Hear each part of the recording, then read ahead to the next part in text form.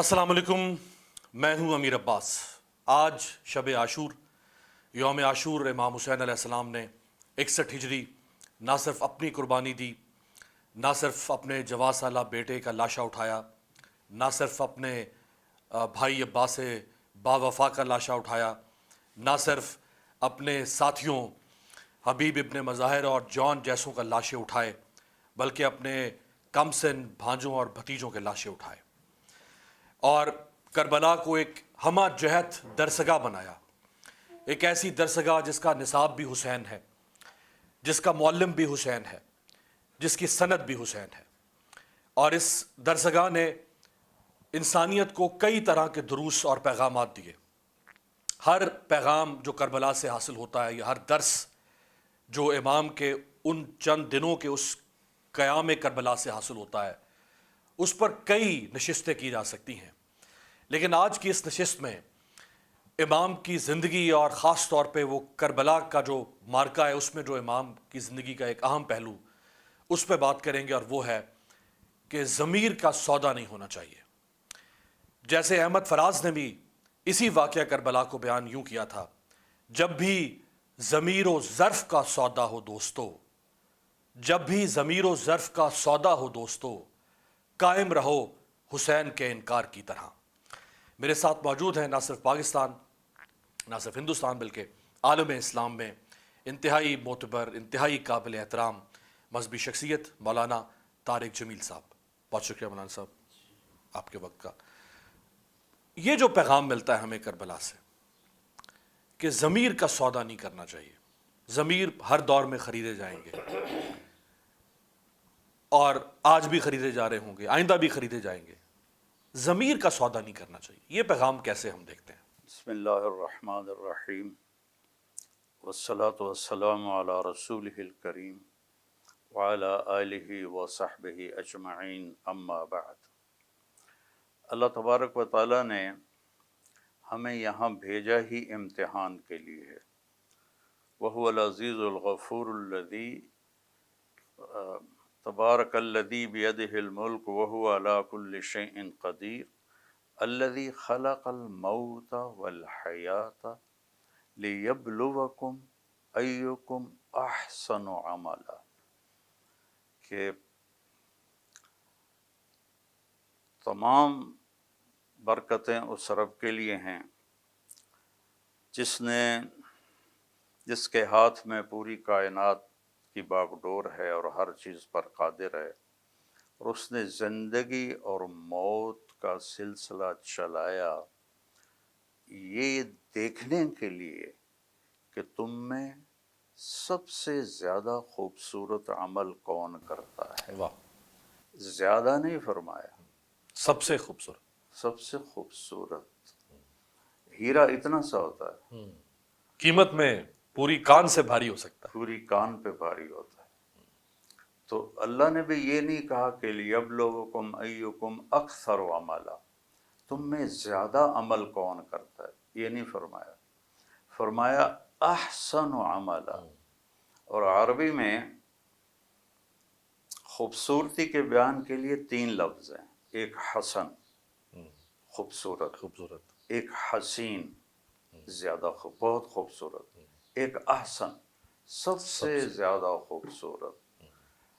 तो ये हमारा पेपर है कि हम में सबसे ज़्यादा खूबसूरत अमल कौन करता है।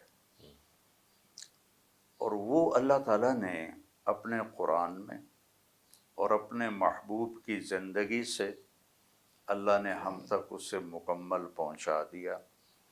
और फिर जब आज़माना है कि वो आज़माएगा, तो फिर एक और आयत मैं आपको सुनाता हूँ। अलिफ लाम मीम अहसिबन नास अन युतरकू अन यक़ूलू आमन्ना व हुम ला युफ्तनून। क्या ख्याल है कलमा पढ़ने के बाद तुम्हें आज़माया नहीं जाएगा? लेकिन यहाँ यबलुव का लफ्ज़ नहीं है, फितने का लफ्ज़ है, वह हम ला युफ्तनून। और फत्तान अरबी में सुनार को कहते हैं। لوگ سونے کے پگھلانے کو فتنہ کہتے ہیں، تو سونے کا نام بھی فتنہ اس لیے پڑا کہ سارے فتنوں کی جڑ یہ سونا ہی ہے، صحیح بات. اس کے بعد چاندی ہے. تو بعضیں چیزیں صاف ہو جاتی ہیں پانی سے، پالش سے، لیکن جن چیزوں کے اندر گندگی چلی جاتی ہے وہ پالش اور پانی سے صاف نہیں ہوتی، وہ آگ سے صاف ہوتی ہے، انہیں پگھلانا پڑتا ہے. میں نے باقاعدہ سونار کے پاس بیٹھ کے یہ سارا پروسیس دیکھا کہ وہ سونے کو اس نے پگھلایا، اس پر کالا کالا کچھ آیا، وہ اس نے الگ کیا، اور خالص نیچے سے پگھلے سونے کو اس نے کوٹھالی میں ڈالا جہاں وہ ایک ڈلی بن گیا. تو یہاں اللہ فرما رہے ہیں کہ ایسے امتحان آئیں گے کہ تمہیں پگھلنا پڑے گا. یہ کربلا اس کی ایک سب سے بڑی معراج ہے کہ اس میں تمہیں پگھلنا پڑے گا، پھر جا کر میں تمہیں اپنا محبوب اور اپنا پیارا بناؤں گا. تو قرآن اس سے بھرا پڑا ہے. پوری دنیا کی قیمت کو اللہ تعالیٰ کے نبی ایک مچھر کے پر کے برابر نہیں فرماتے کہ اللہ کی بارگاہ میں لو کانت الدنیا تعدل عند اللہ جناح بعوض ما سقا کافرا شربۃ ماء. اگر اس دنیا کی قیمت اللہ کی نظر میں ایک مچھر کے پر کے برابر بھی ہوتی تو اپنا انکار کرنے والوں کو، اللہ کو نہ ماننے والوں کو اللہ ایک گھونٹ پانی نہ پلاتا. یہ مچھر کے پر سے بھی حقیر ہے، یہ دھوکے کا گھر ہے، یہ مکڑی کا جالا ہے، یہ مچھر کا پر ہے، لیکن اس کو اتنا خوبصورت کر دیا ہے پیپر لینے کے لیے کہ ایک طرف یہ فراز رحمۃ اللہ علیہ کا شعر کہ یہ دنیا کھڑی ہے ظرف یہ کھڑی، اور ایک طرف یہ ضمیر کھڑا ہے جس کے پیچھے اللہ اور رسول ہیں. اب تم چن لو جو چننا ہے. ادھر اللہ اس کا رسول ہے، ادھر یہ چند دنوں کی متاع ہے. یزید کوئی زیادہ زندہ رہا تھا، اس کے بعد 2 سال بعد مر گیا. چلو 2000 سال بھی زندہ کوئی رہے تو موت تو پیچھے کھڑی ہے، اس کی موت سے تو کوئی نہیں بھاگ سکتا ہے. تو اس زندگی کو حضرت علی علیہ السلام کا فرمان ہے کہ الناس النیام اذا مات انتبہ، لوگ سوئے ہوئے ہیں، جب موت آئے گی آنکھ کھل جائے گی. خواب سے کوئی اچھا خواب، وہ خواب غفلت میں شاید سوئے میں، یہی جیسے خواب میں آپ کبھی ایک اچھا خواب دیکھ رہے ہوتے ہیں اور بڑا مزہ آ رہا ہوتا ہے، کبھی آپ برا خواب دیکھ رہے ہوتے ہیں اور بڑی تکلیف ہو رہی ہوتی ہے، آنکھ کھلتی ہے تو کچھ بھی نہیں. ایسے ہی موت آنکھ کھلنے کا نام ہے. تو یہ اللہ کو سب سے محبوب اپنے انبیاء ہیں، اور پھر ان میں سب سے محبوب اپنے محبوب محمد صلی اللہ علیہ وسلم ہیں اور ان کی اولاد ہے کہ اللہ تعالیٰ نے کسی نبی کی اولاد پر درود بھیجنے کا حکم نہیں دیا، بلکہ کسی نبی پر بھی درود بھیجنے کا حکم نہیں دیا. اور یہاں اللہم صلی علی محمد وعلی آل محمد، یہ واحد آل محمد ہے جس پر ہمیں درود بھیجنے کا حکم دیا گیا. کیا اور ہر نماز میں یہ ہم پڑھتے ہیں. ویسے کوئی نہ پڑھے، نماز میں تو پڑھے گا وعلی آل محمد. اور اللہ تعالیٰ نے قرآن کی آیت اتاری، قُل لا اسألکم علیہ اجرا الا المودۃ فی القربى، میں تم سے کوئی صلہ نہیں مانگتا ہوں، کوئی دھیلا بھی نہیں مانگتا ہوں، لیکن میرے جو قربا ہیں ان سے محبت کرو. تو صحابہ نے پوچھا یا رسول اللہ تو یہ قربا کون ہیں؟ تو آپ نے فرمایا علی، فاطمہ اور ان کی اولاد. تو یہ اتنے بڑے لوگ ہیں، وہ ذبح کروا دیے. وہ بدر کی طرح فرشتے نہیں اتار سکتے. نہتوں نے 1000 کو مار بھگایا. تو خود بھی لڑنا چاہتے، اگر اتنا خود بھی جری، بھائی جری، ساتھی. تو اللہ تعالیٰ نے مصلحت ہی یہ شاید یہی تھی کہ یہ قربانی لینی تھی، اور سب سے پاکیزہ خون کی اور سب سے قیمتی خون کی قربانی لے کر قیامت تک کے لیے ضمیر بیچنے والوں کے منہ بند کر دیے. کیا بات. کہ بدبختو، ایک طرف میرے نبی کا نواسہ ہے جو ایک بول پہ سب کچھ بچا سکتا ہے. کوئی یزید کی بیعت کرنے سے وہ کافر تو نہیں ہو جاتا، صرف ضمیر کا سودا تھا. ضمیر کو بیچنا تھا، اور جان بھی بچ جاتی، اولاد بھی بچ جاتی، اور رزق بھی منصب مل جاتے. چلو نہ قبول کرتے، مدینے میں اپنی موج کی زندگی گزارتے. باقی ماندہ جو اور زمین تھی. دیکھو، میں یہ پروگرام اس لیے کر رہا ہوں کہ اللہ تعالیٰ اس کو قبول کر کے میری بخشش کر دے. آپ اس لیے آئے ہیں اتنی دور سے کہ ان پاکیزہ ہستیوں کے تذکرہ سے اللہ ہماری بخشش کر.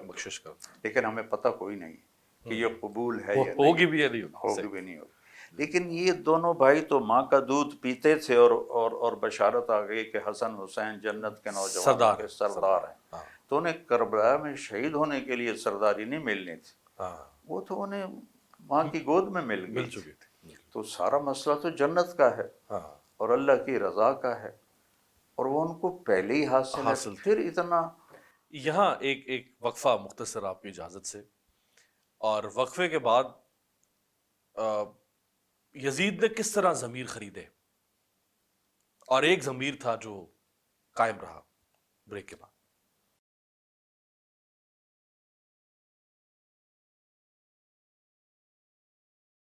بریک کے بعد پروگرام میں ایک بار پھر حاضر ہیں. شب عاشور کا خصوصی پروگرام. ہمارے ساتھ موجود ہیں مولانا طارق جمیل صاحب.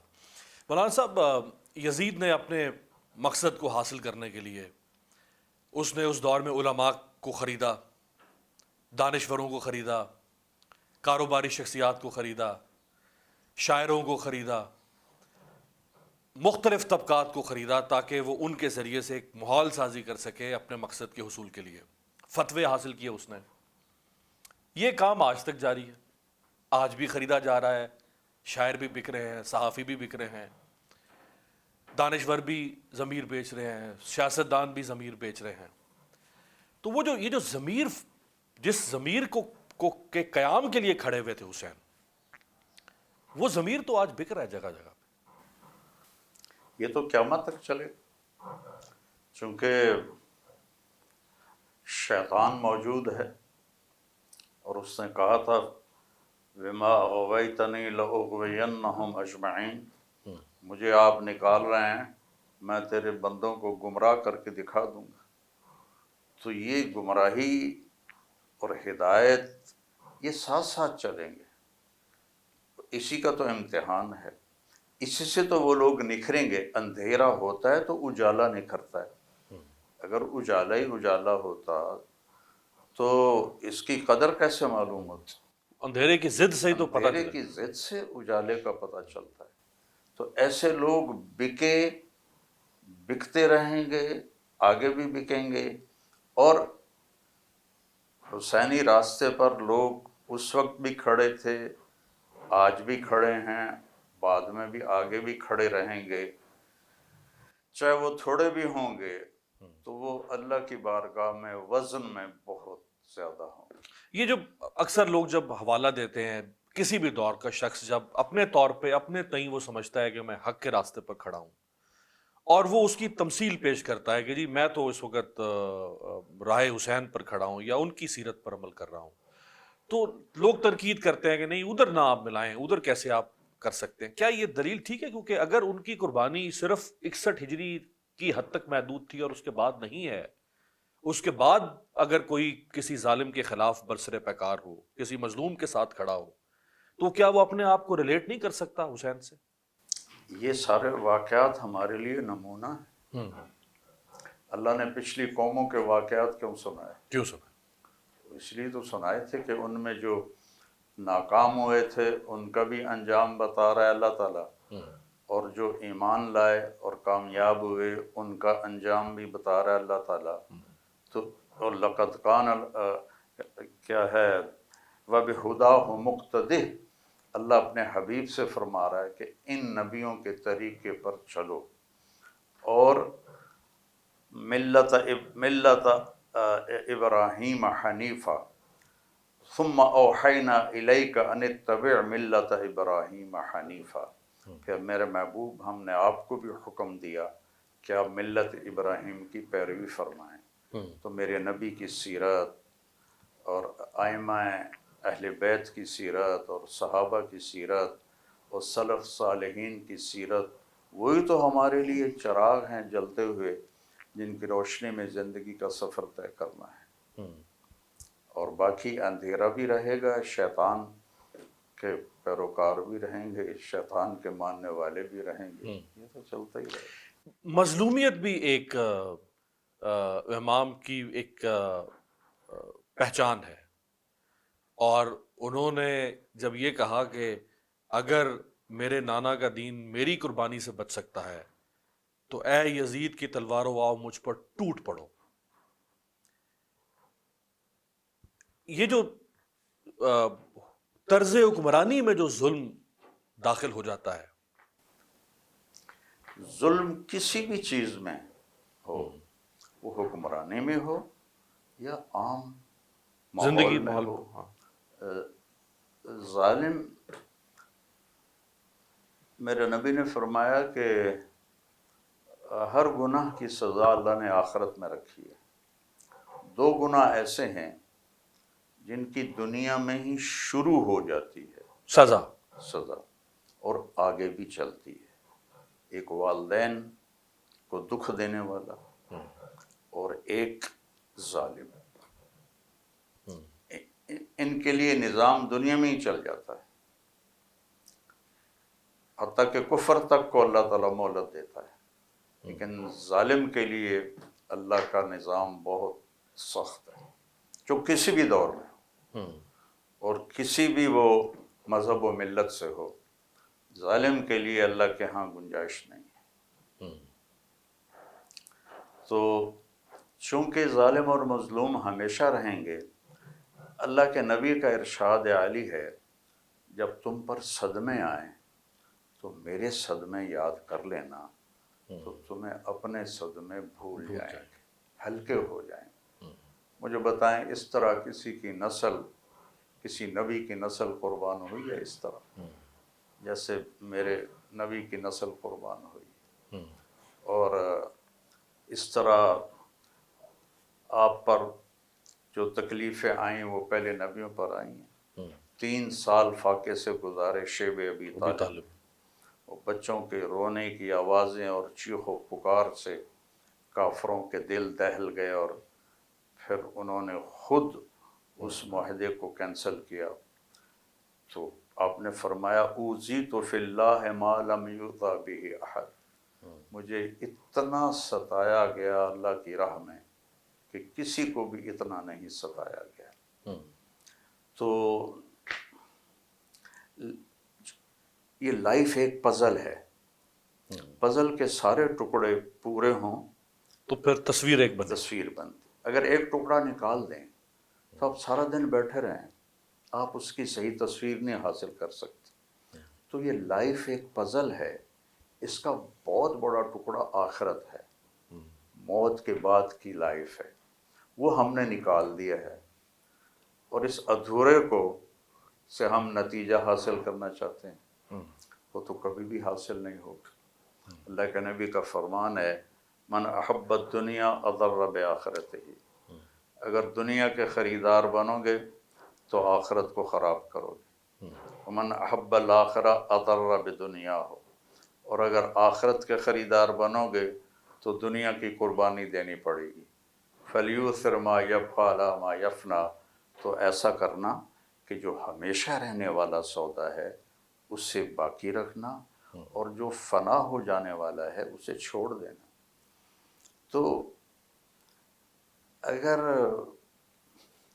امام حسین کام جو تھے وہ صلح کر لیتے اور سارا کچھ یزید کے خزانے کھل جاتے تو موت آگے نہیں تھی. نہیں. اچھا میں ممکن ہے شاید کسی کی نظر میں میری رائے غلط ہو سکتی ہے، لیکن میں بار بار یہ بات دہراتا ہوں کہ ہمیں اگر ہم خود کو حسینی سمجھنے کا دعویٰ کرتے ہیں تو پھر ہمیں اس کو ریلیٹ کرنا ہے آج سے. کربلا کے بعد جو کربلا کی تحریک ہے وہ کس طرح سے آگے چلتی ہوئی نظر آئی آپ کو؟ دیکھیں اللہ تعالیٰ اقبال کی قبر ٹھنڈی کرے، جو اس نے کہا تھا کہ قتل حسین اصل میں مرگ یزید ہے، اسلام زندہ ہوتا ہے ہر کربلا کے بعد. یہ باغ کو پانی نہ ملے وہ کبھی ہرا نہیں ہوتا.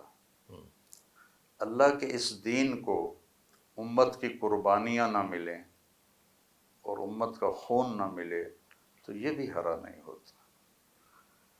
چونکہ جو اس پر قربان ہوتے ہیں، مثلاً جیسے ابھی غزہ میں ہزاروں بچے بچیاں بوڑھے جوان عورتیں مرد قربان ہو گئے، دیکھنے میں وہ تباہ و برباد ہو گئے، لیکن وہ سب کامیاب ہو کے جنت میں چلے گئے.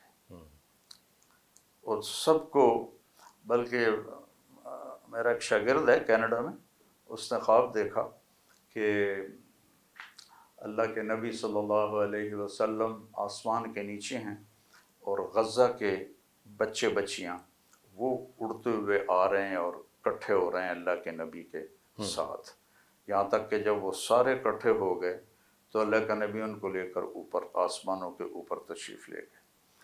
تو دیکھنے میں مسلمان کی تباہی نظر آتی ہے اگر حق پر ہے تو، لیکن وہ تو کامیاب ہے، وہ تو جنت میں چلا گیا. جمعے کو ہوئی ہے نا جنگ، تو جمعرات کو عصر کے قریب امام حسین علیہ السلام اپنے خیمے کے باہر بیٹھے ہوئے تھے تو ان کو اونگ آ گئی، تو آنکھ کھلی تو ہنسنے لگے. تو حضرت زینب علیہ السلام آپ کی بہن، حضرت علی علیہ السلام کو جو فصاحت ملی تھی نا وہ دنیا میں کسی کو نہیں ملی. وہ منتقل ہوئی آپ کی بیٹی کی طرف، حضرت زینب کی طرف. ان کے خطبات اور ان کی تقریریں جو انہوں نے یزید کے دربار میں اور اس بدبخت ابن زیاد کے دربار میں کی، وہ ایک ایک لفظ کیا لفظ ہے کہ سونے سے بھی لکھیں تو اس کی قیمت پوری نہیں ہوتی. تو انہوں نے کہا یہ ہنسنے کا وقت ہے، موت سر پہ کھڑی، کیوں ہنس رہے ہو؟ تو فرمانے لگے جب میری آنکھ لگی تو میں نے خواب میں اللہ کے نبی کو دیکھا، فرما رہے تھے بیٹا میں لینے کے لیے آ چکا ہوں. تو بتائیے ان کے لیے تو قربانی. سعید بن عبداللہ ایک تھے آپ کے ساتھیوں میں، تو رات کو جب آپ نے جمع کیا سب کو جمعے کی رات، وہ جمعرات کو حملہ کرنا چاہتے تھے، تو آپ نے کہا یار ایک رات مہلت دے دو ہم سوچ لیں. تو وہ خوش ہو گئے بھی چلو کوئی صلح صفائی ہوگی، بیعت ہو جائے گی، بیچ کا راستہ نکالا. تو آپ نے رات سب کو جمع کر کے فرمایا کہ دیکھو وہ صرف مجھے چاہتے ہیں، تم میں سے کوئی بھی ان کی ضرورت نہیں ہے. تو یہ رات کا اندھیرا ہے، تم سب چلے جاؤ، میں اکیلا ہوں، میں اپنی جان دے، میری جان کے پیاسے ہیں، میری جان لینی ہے انہوں نے، تمہاری جان تو کوئی غرض نہیں ہے، کوئی غرض نہیں. تو سعید بن عبداللہ کھڑے ہوئے کہنے لگے دوستو اللہ کی قسم ہمارے اور جنت کے درمیان صرف اتنا فاصلہ رہ گیا ہے کہ یہ کوفے والے ہماری گردن اڑائیں اور ہم وہ جنت میں جائیں. تو کہا ہم آپ کو چھوڑ سکتے ہیں، ہم تو جنت کا سودا کر رہے ہیں. تو ان کے لیے تو موت ایک تحفہ بن گیا. جب وہ جنگ سے پہلے شمر نے کہا کہ تمہاری گردنیں اڑا دیں گے، تو امام حسین علیہ السلام نے فرمایا اب الموت تخوفنی، مجھے موت سے ڈراتا ہے. کیا بات. جب ترجیحات بدل جاتی ہیں، چونکہ ہمارے معاشرے کی ترجیحات میں آخرت ہے ہی نہیں، اللہ کی رضا کا کوئی خیال ہی نہیں ہے. پیسہ پیسہ پیسہ پیسہ اور اسٹیٹس برانڈ ان چیزوں سے کبھی انسان قیمتی بنا ہے بھلا؟ ایک وقفہ آپ کی اجازت سے، وقفے کے بعد واپس آتے ہیں. مولانا طارق جمیل صاحب ہمارے ساتھ.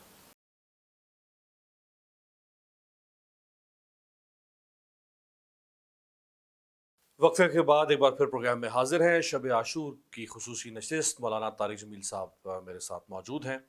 جوش ملی آبادی نے کہا تھا کہ کربلا اب بھی حکومت کو نگل سکتی ہے، کربلا تخت کو تلووں سے مسل سکتی ہے، کربلا خار تو کیا آگ پہ چل سکتی ہے، کربلا وقت کے دھارے کو بدل سکتی ہے، کربلا کلائے فولاد ہے جراروں کا، کربلا نام ہے چلتی ہوئی تلواروں کا. تو یہ جو آج تو نہیں نا آپ تلواریں اس طرح چلا رہے، تو اس تلوار کا مطلب ہے کہ کوئی کردار، ایک یزیدی کردار ہوگا ہر دور میں، ایک حسینی کردار ہر ہوگا، دور. تو وہ حسینی کردار ہر دور میں یزیدی کردار کے مقابل تلوار لیے تلوار تانے کھڑا ہے. یہی مطلب.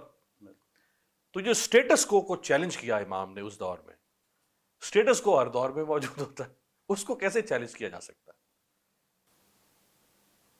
دیکھیں، میں نے پہلے عرض کیا ہے کہ جب تک ترجیحات نہ بدلیں کہ آخرت میری اصل زندگی ہے اور دنیا میرے لیے گزرگاہ ہے، مسافر خانہ ہے، اس وقت تک یہ مائنڈ چینج نہیں ہو سکتا، کیونکہ آخرت تو نظر نہیں آ رہی اور دنیا کے مال و متاع نظر آ رہے ہیں. وہ تو جب تک اندر کی آنکھ وہ بصیرت والی نہیں ہوگی تو وہ ان کو ٹھکرا نہیں سکتا. ان کو ٹھکرانے کے لیے یعنی اللہ حلال رزق دے تو جتنا مرضی. سلیمان علیہ السلام کو اتنی بڑی حکومت عطا فرمائی، سلطنت پوری. اتنی پوری سلطنت، ہوا تابع، جنات تابع، کیا کچھ نہیں تھا. تو ٹھکرانا اس چیز کا ہے جس سے اللہ روک رہا، ٹھکرانا اس چیز سے ہے جس سے اللہ روک رہا ہے. وہ ہر دور میں یہ امتحان چلتا رہے گا، ایک فرد کا بھی، ایک معاشرے کا بھی، ظالم کا بھی، ایک مظلوم کا بھی. تو یہ تو وَامْتَازُوا الْيَوْمَ أَيُّهَا الْمُجْرِمُونَ، یہ جو نکھیڑا ہے یہ یہاں نہیں ہوگا. یہاں یزید بھی رہے گا، حسین بھی رہے گا، یہاں شرابی بھی رہے گا، شربت والا بھی رہے گا، زانی بھی رہے گا، پاک دامن بھی رہے گا، حرام خور بھی رہے گا، حلال کھانے والا بھی رہے گا، پتھر کا پجاری بھی رہے گا اور اللہ کا پجاری بھی رہے گا، اندھیرا بھی رہے گا، اجالا بھی رہے گا. پھر قیامت کے دن اللہ کی آواز آئے گی وَامْتَازُوا الْيَوْمَ أَيُّهَا الْمُجْرِمُونَ، اے مجرموں آج الگ ہو جاؤ. تو اس دن پھر یوم یعد الکافر نہیں کہا، آپ کو عجیب بات، یوم یعد الظالم علی یدیہ، جس دن ظالم اپنا ہاتھ چبا لے گا، خود چبائے گا، خود چبائے گا، علی یدیہ، اور کہے گا یقول یا لیتنی اتخذت مع الرسول سبیلا، ہائے میں رسول کے طریقے پر چل پڑتا، یا ویلتا لیتنی لم اتخذ فلانا خلیلا. قرآن حسرت کے الفاظ ایک استعمال کرتا ہے، یا لیتنی کنت ترابا، یا اسفا علی یوسف، ایک لفظ. لیکن بروں کی سنگت اور ساتھ دینے پر اللہ حسرت کے دو لفظ لایا ہے، کفر پر بھی نہیں لایا. یا ویلتا یہ حسرت کا لفظ ہے، لیتنی یہ حسرت کا لفظ ہے، لم اتخذ فلانا خلیلا، میں ان ظالموں کا ساتھ نہ دیتا، میں ان کی سنگت میں نہ رہتا. اور سب سے بدترین شکل اس ظالم کی ہوگی جو اپنے ہاتھ چباتا چباتا، میرے نبی نے فرمایا کون ہی تک چبا جائے گا اپنے ہاتھ کو. تو یہ باتیں ممبر سے نہیں ہوتی، یہ باتیں ماں باپ نہیں بتاتے، ہمارے ادارے نہیں بتاتے. ہماری نسل بیچاری بڑی مظلوم ہے، ان کو پتہ ہی کچھ نہیں ہے کہ آگے ایک بڑی یا تو خوفناک زندگی آ رہی ہے، انتہائی خوبصورت زندگی آ رہی ہے. تو اس کو جب سامنے آئے گی جبھی تو کوئی آسان ہے عبداللہ کے لاشے کو اٹھانا، 2 سال کے بچے کو اٹھانا آسان؟ یعنی اس وقت پورے میدان کربلا میں صبر صبر صبر، یہاں بھی صبر ہے لیکن یہ کام بالکل کبھی نہیں کیا، کسی قتل پہ نہیں کیا، اپنے بھی زخموں پہ نہیں کیا۔ جب ان کی گردن سے خون نکلا تو ایسے اپنے دونوں ہاتھوں میں لے لی، جب لب بھر گئے تو یوں اچھال دیا، یا اللہ تو راضی ہے تو میں بھی راضی۔ یہ تبھی ممکن ہوتا ہے جب وہ سامنے ہو، آخرت سامنے ہو، جنت سامنے ہو۔ 17 گھر کے نوجوان شہزادے، ان کی گردنیں اڑ گئیں اور وہ اپنی آنکھوں کے سامنے ان کو شہید ہوتے دیکھا۔ سب سے آخر میں تو خود شہید، اور وہ ان کو بھی کب کا شہید کر دیتے، لیکن کم وقت ڈرتے تھے کہ کوئی اور مارے، کوئی اور مارے، کوئی اور مارے۔ تو میرا تو ایک جوان بیٹا فوت ہوا ہے اور 1 سال ہونے کو ہے، اور میرا صدمہ جو ہے زخم جو ہے وہ اسی طرح رس رہا ہے، جس نے اپنے ساری نسل کو، امام زین العابدین علیہ السلام ساری رات روتے رہتے تھے، سوتے نہیں تھے، ساری رات روتے تھے مصلی پر بیٹھے۔ تو ان کے غلام نے پوچھا کہ حضرت آپ تو دنیا کے بھی شہزادے ہیں، آخرت کے بھی، اللہ نے آپ کو اتنا کچھ دنیا میں بھی دے دیا ہے اور آخرت تو ہے ہی آپ کی، تو آپ ساری رات کیوں روتے ہیں؟ تو وہ پھر رونے لگے، کہنے لگے میرے پیارے یعقوب علیہ السلام کا ایک گم ہوا تھا اور اس کے پیچھے روتے روتے اندھے ہو گئے تھے، اور میرے تو سارے ہی چلے گئے میری آنکھوں کے سامنے، میں کیسے نہ روؤں؟ میرا رونا تو موت پہ ہی جا کے ختم ہو۔ عاشورہ کی میں تھوڑی بات بتانا چاہوں گا۔ اس کی فضیلت کربلا کی وجہ سے بہت زیادہ اجاگر ہو گئی، لیکن تھوڑا پیچھے دیکھیں تو 10 محرم کو آدم علیہ السلام اور حوا کی توبہ قبول ہوئی میدان عرفات میں، اور 10 محرم کو نوح علیہ السلام کی کشتی وہ جودی پہاڑ کے ساتھ لگی اور زمین کا پانی خشک ہوا، اور 10 محرم کو ابراہیم علیہ السلام آگ سے نکلے جو نمرود نے جلائی تھی، اور 10 محرم کو موسیٰ علیہ السلام سمندر پھٹا اور پار ہو کر دوسرے کنارے پہنچے۔ جب آپ مدینے تشریف لائے تو آپ نے دیکھا یہودی 10 محرم کا روزہ رکھتے تھے۔ آپ نے کہا یہ روزہ کیوں رکھتے ہو؟ کہا 10 محرم کو ہمیں اللہ نے فرعون سے نجات دی تھی۔ تو آپ نے فرمایا ہم موسیٰ کے زیادہ حقدار ہیں تم سے۔ آپ نے صحابہ سے کہا تم 2 روزے رکھو، ان کی مخالفت کرو، 9 کا 10 کا یا 10 کا 11 کا، اور فرمایا کہ 10 محرم کا روزہ 1 سال پچھلا اور 1 سال آنے والے کے گناہ معاف کروا دیتا ہے اللہ کی بارگاہ میں۔ پھر 10 محرم کو یونس علیہ السلام مچھلی کے پیٹ سے نکلے، پھر 10 محرم کو کربلا آئی اور ساری فضیلتوں پر چھا گئی۔ بہت بہت شکریہ، بہت بہت شکریہ جی۔ مولانا طارق جمیل صاحب ہمارے ساتھ موجود تھے۔ وہ واصف علی واصف نے کہا تھا کہ یہی کرشمہ ہے سچ کا واصف، یہی کرامت ہے کربلا کی، شہید کر کے یزید فانی، شہید ہو کر حسین باقی۔